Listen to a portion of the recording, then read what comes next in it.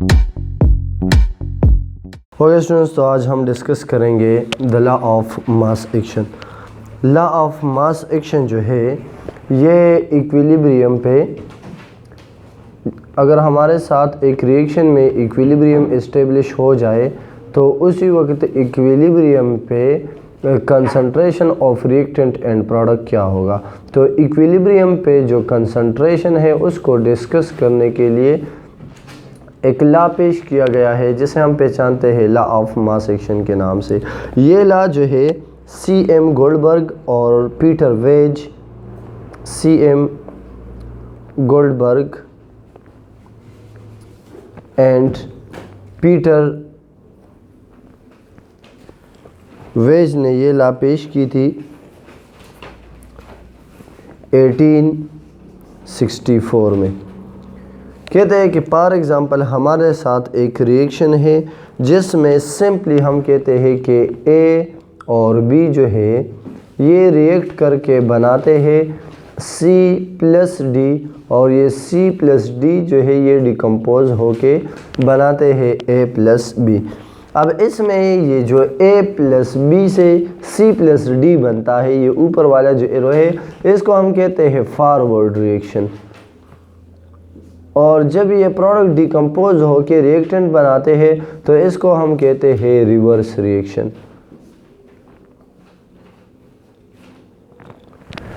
अच्छा जी, तो जब हम रिएक्शन करते हैं तो रिएक्टेंट की एक ख़ास कंसंट्रेशन लेते हैं और वो कंसंट्रेशन होता है मोल पर डीएम क्यूब में।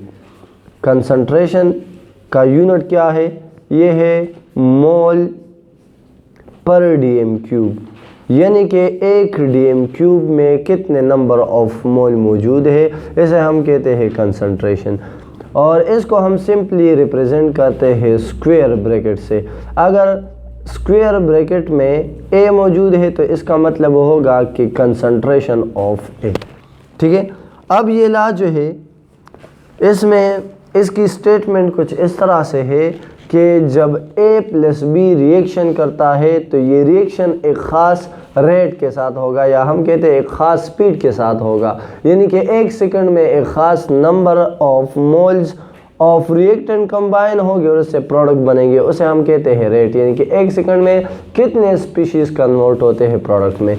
अच्छा, कहते हैं कि ये रेट जो है ये प्रोपोर्शनल होता है, रेट इज़ प्रोपोर्शनल टू, अब अगर ये रेट क्या है, रेट ऑफ फॉरवर्ड रिएक्शन है, यानी कि फॉरवर्ड डायरेक्शन में जो रिएक्शन हो रहा है उसका रेट क्या होगा, ये डायरेक्टली प्रोपोर्शनल होगा किस चीज़ का। अब यहाँ पे A है तो A के डायरेक्टली प्रोपोर्शनल होगा कंसंट्रेशन ऑफ A, और कंसंट्रेशन ऑफ B का ये डायरेक्टली प्रोपोर्शनल होगा। ठीक है, अच्छा जी, से हम कहते हैं कि ये हमारे साथ हो गया इक्वेशन नंबर 1। या हमने ये पढ़ा है कि जब प्रोपोर्शनलिटी सिंबल को हम ख़त्म करते हैं तो इक्वलिटी लगाएंगे और इसके अलावा हम एक कांस्टेंट पुट करेंगे। तो रेट ऑफ फॉरवर्ड रिएक्शन जो है वो हमारे साथ कुछ इस तरह से हो जाएगा कि it is equal to K, और ये क्या है, फॉरवर्ड डायरेक्शन में ये रिएक्शन प्रोसीड हो रहा है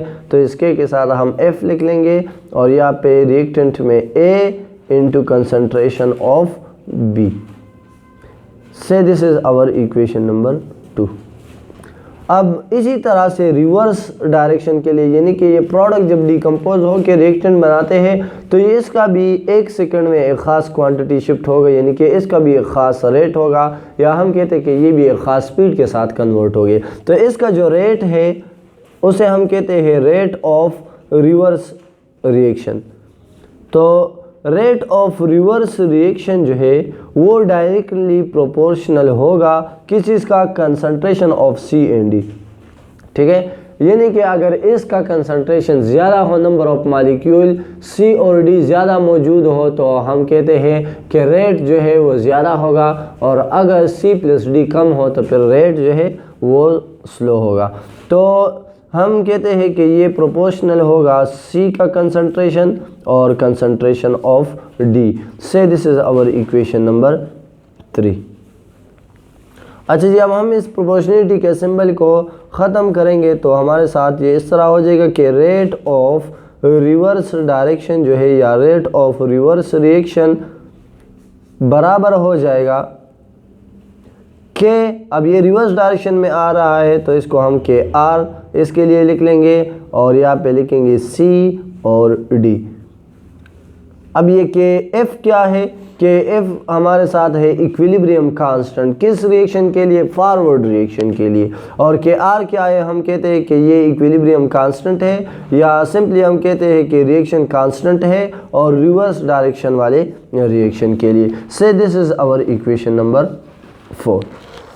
अब हम इस तरह से करते हैं कि ये जो हमारे साथ रिएक्शन है यानी कि सिंपली ये मैंने एक्सप्लेन कर लिया कि लॉ ऑफ मास एक्शन का जो स्टेटमेंट है, लॉ ऑफ मास एक्शन ये कहता है कि जो रिएक्शन प्रोसीड हो रहा है उसमें अगर हम एक रिएक्टेंट का रेट देख ले तो वो उसी एक के कंसंट्रेशन का डायरेक्टली प्रोपोर्शनल होगा। अगर हम इस बी के रेट को देखें तो वो इस बी के कंसंट्रेशन के डायरेक्टली प्रोपोर्शनल होगा। अगर हम सारे रिएक्शन के रेट यानी कि फॉरवर्ड डायरेक्शन वाले को देख ले तो ये प्रोपोर्शनल होगा concentration of A and concentration of B, क्योंकि इस डायरेक्शन में ये रिएक्शन जाएगा तो ए और बी दोनों आपस में रिएक्ट करेंगे। तो इसलिए हम कहते हैं कि रेट ऑफ फॉरवर्ड रिएक्शन जो है इसके कंसंट्रेशन पे डिपेंड करता है। इसी तरह रेट ऑफ रिवर्स रिएक्शन जो है वो सी और डी के कंसंट्रेशन पे डिपेंड करता है। अब हमने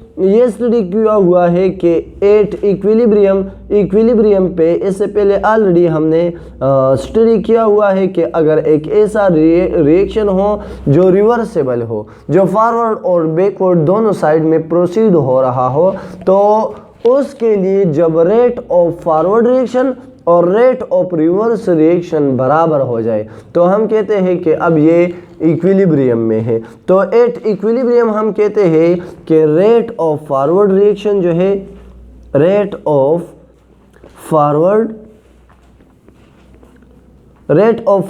रिएक्शन बराबर होता है, इक्विलिब्रियम में रेट ऑफ फॉरवर्ड और रेट ऑफ रिवर्स रिएक्शन दोनों आपस में क्या होते हैं, बराबर होते हैं। ये ऑलरेडी हमने इस पे डिटेल से बात की हुई है। अब हम रेट ऑफ फॉरवर्ड रिएक्शन जो है ये बराबर है किस चीज़ का, K F into concentration of A into concentration of B, और रेट ऑफ रिवर्स रिएक्शन जो है वो बराबर है K R into concentration of C into concentration of D.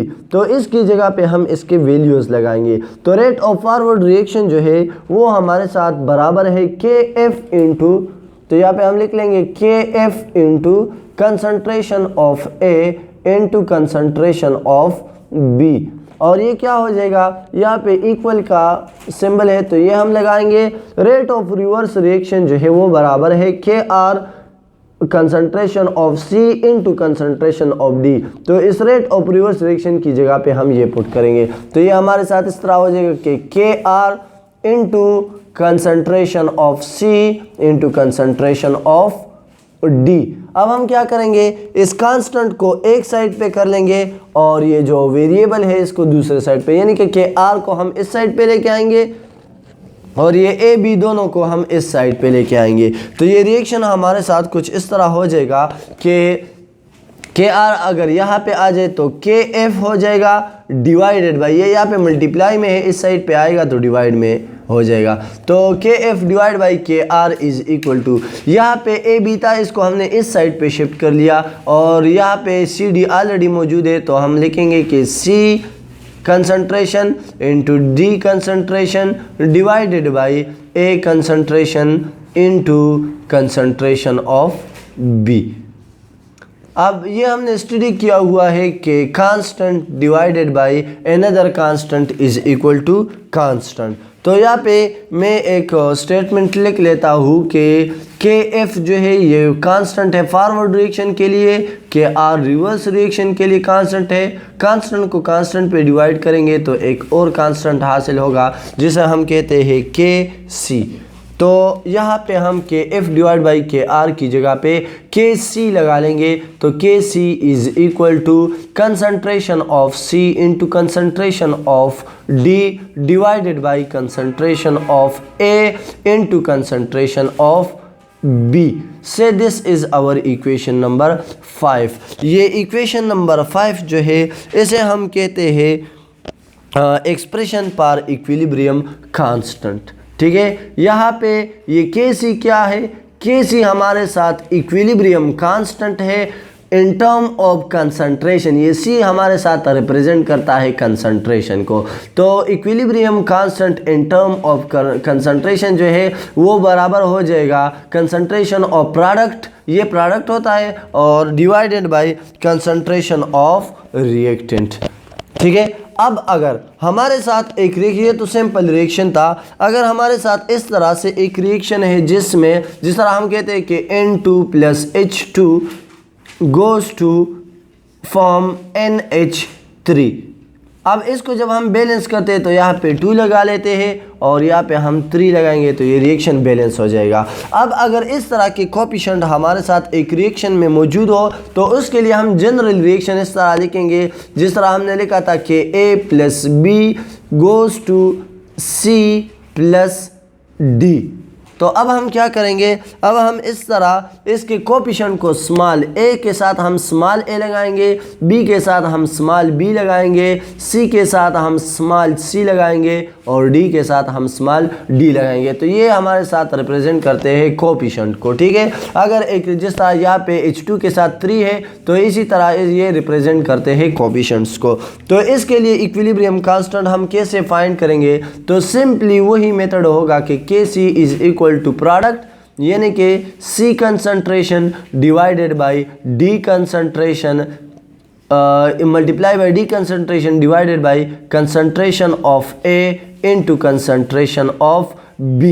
लेकिन ये जो कोएफिशिएंट है इसको हम पावर में लिखेंगे। यहाँ पे C का पावर क्या है, C के कोएफिशिएंट क्या है, स्मॉल c है तो ये हम लगाएंगे, D का कोएफिशिएंट स्मॉल d है तो ये हम लगाएंगे, A का कोएफिशिएंट स्मॉल a है तो ये हम लगाएंगे और b का कोएफिशिएंट स्मॉल b है तो ये हम लगा लेंगे। तो इसको हम कहते हैं सपोज इक्वेशन नंबर 6। तो ये इक्वेशन नंबर 6 हमारे साथ ये भी क्या है,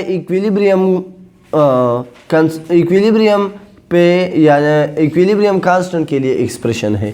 अब ये है इन टर्म ऑफ कंसंट्रेशन। अगर हम इसको फाइंड कर ले इन टर्म ऑफ पार्शियल प्रेशर, यानी कि अगर गैसेस हो तो गैसेस का तो हम कंसंट्रेशन आसानी से फाइंड नहीं कर सकते, तो फिर हम कंसंट्रेशन की जगह पे पार्शियल प्रेशर लगाएंगे। तो यहाँ पे के सी की जगह पे हम लगाएंगे के पी पार्शियल प्रेशर, और यहाँ पे हम क्या करेंगे, यहाँ पे कंसंट्रेशन है, मैंने कहा है कि स्क्वायर ब्रैकेट्स जो है ये रिप्रेजेंट करते हैं कंसंट्रेशन को। अब यहाँ पे पार्शियल प्रेशर है, कंसंट्रेशन नहीं है, तो हम क्या लगाएंगे, P लगाएंगे पार्शियल प्रेशर के लिए, और C जो है वो वही अपना आएगा, और मल्टीप्लाई ये मैंने स्मॉल ब्रैकेट से लगा लिए कि हम एक दूसरे को सेपरेट कर सके, और ये आएगा P × D divided by PA। ये P क्या है, पार्शियल प्रेशर है गैसेस के लिए, ऑलरेडी हमने इस पे डिस्कशन किया हुआ है। और अब हम क्या करेंगे, इसके ये पावर जो है ये अपनी जगह पे आएंगे, ये पावर हम लगाएंगे यहाँ पे। तो ये हमारे साथ हो गया equilibrium constant in term of partial pressure. So this is our equation number 7। अब अगर हमारे साथ मोल फ्रैक्शन हो तो मोल फ्रैक्शन में हम किस तरह से इक्विलिब्रियम कांस्टेंट को फाइंड करेंगे। इन टर्म ऑफ मोल फ्रैक्शन हम कहेंगे कि K और मोल फ्रैक्शन को जिस तरह हमने पढ़ा है कि X से रिप्रेजेंट करते हैं, और तो ये हमारे साथ बराबर हो जाएगा P की जगह पे बस सिंपली हम X लगाएंगे, XC, और यहाँ पे आ जाएगा X कैपिटल D। ये X जो है रिप्रेजेंट करता है मोल फ्रैक्शन को, और यहाँ पे आ जाएगा XA यानी कि mole fraction of A, mole fraction of C, mole fraction of D, और यहाँ पे आ जाएगा मोल फ्रैक्शन ऑफ B। और अगर इसके साथ कोएफिशिएंट मौजूद है तो कोएफिशिएंट इसके पावर में आ जाएंगे, तो ये आ जाएगा यहाँ पे इसके कोएफिशिएंट। ये जो है हमारे साथ इक्विलिब्रियम कांस्टेंट है इन टर्म ऑफ मोल फ्रैक्शन। इसको हम कहते हैं कि ये हमारे साथ हो गया इक्वेशन नंबर 8। लास्ट वन जो हमारे साथ है, इन सिंपली अगर हम नंबर ऑफ मोल में फाइंड करना चाहते हैं कि नंबर ऑफ मोल में इक्विलिब्रियम कांस्टेंट जो है वो कैसा होगा, तो सिंपली हम इस तरह करते हैं कि के एन लेते हैं। जिस तरह एन रिप्रेजेंट करता है नंबर ऑफ मोल को, तो equilibrium constant in term of number of मोल हमारे साथ हो जाएगा एन सी, या यहाँ पे n रिप्रेजेंट करता है नंबर ऑफ मोल को, और यहाँ पे आ जाएगा एन डी यानी कि number of mole of D component, यहाँ पे आ जाएगा N A number of mole of A component, और यहाँ पे number of mole of B component. अब इसके जो कोफिशिएंट है तो वो कोफिशिएंट को हम लगा लेंगे यहाँ पे पावर में लगा लेंगे। ये सिंपली हमारे साथ इक्विलिब्रियम कांस्टेंट है किसके लिए, इन term of number of moles के लिए। ठीक है, तो ये हमारे साथ इक्वेशन नंबर 9 हो जाएगा। तो ये सारा डिस्कशन था लॉ ऑफ मास सेक्शन के बारे में, और इक्विलिब्रियम पे हम एक कांस्टेंट मालूम करेंगे और इसी कांस्टेंट से फिर हम कंसंट्रेशन को मालूम कर सकते हैं। तो आज के लिए इतना ही काफ़ी है। इंशाल्लाह अगले लेक्चर में हम एक नया टॉपिक